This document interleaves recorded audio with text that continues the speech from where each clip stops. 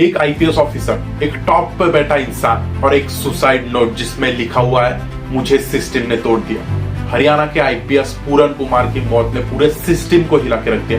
Caste discrimination, harassment और politics सब कुछ इस केस से लिंक्ड है। राहुल गांधी ने तुरंत ही ट्वीट करके कहा एक सामाजिक जहर का नतीजा जो हम सबको तोड़ रहा है। आखिर क्या हुआ था, किस पर आरोप लगे और किसकी जिम्मेदारी बनती है, पूरी डिटेल समझते हैं इस वीडियो में और क्यों कोई न्यूज चैनल इस न्यूज को कवर नहीं कर रहा। स्टार्ट करते हुए 7 अक्टूबर 2025 को हरियाणा कैडर के 2001 बैच के आईपीएस ऑफिसर वाई पूरन कुमार उनका बॉडी मिलता है चंडीगढ़ के ऑफिस रेसिडेंस में।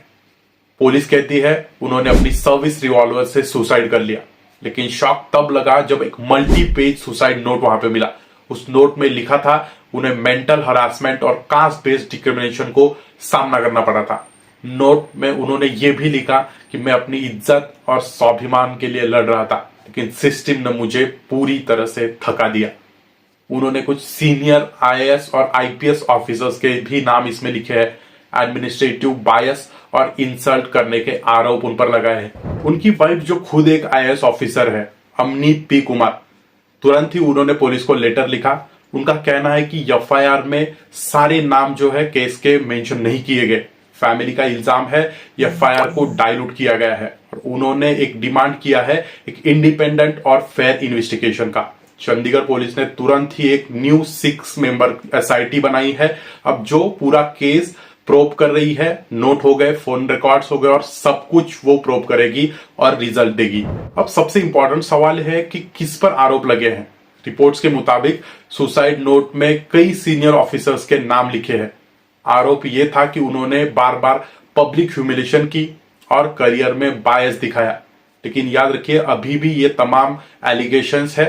कोर्ट के फैसले के पहले किसी को गिल्टी नहीं कहा जा सकता। कांग्रेस और अपोजिशन लीडर राहुल गांधी ने तुरंत ही इस पर एक ट्वीट किया। ये एक और उदाहरण है कास्ट बेस्ड अत्याचार का, जब एक सीनियर आईपीएस ऑफिसर को अपनी जात की वजह से जुल्म सहना पड़ता है तो आम लोगों का क्या होता होगा।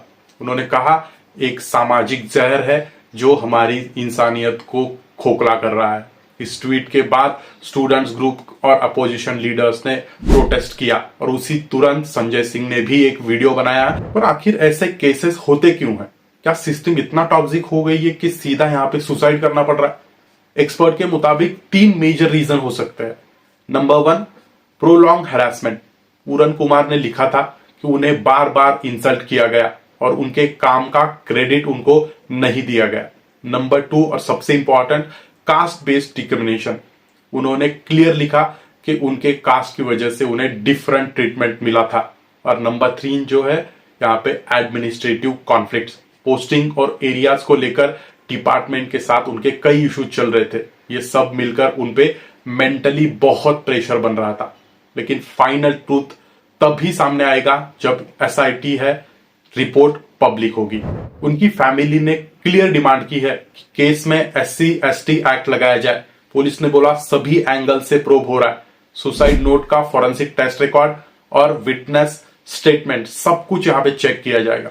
एसआईटी के ऑफिसर्स कहते हैं हम पूरी ट्रांसपेरेंसी के साथ इन्वेस्टिगेशन कर रहे हैं। अब सबकी नजर जो है एसआईटी के रिपोर्ट्स पर बनी हुई है।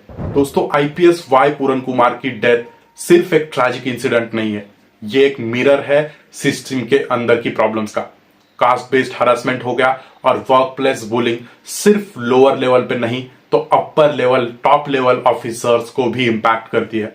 जब एक सीनियर आईपीएस ऑफिसर इतना प्रेशर या टूट जाता है तो सोच लीजिए कि एक आम इंसान का क्या होता होगा। और मीडिया जो चैनल्स है, मेन मीडिया पे कहीं पर भी ये न्यूज नहीं चलाई जा रही है। आपको क्या लगता है? कमेंट में जरूर बताएं।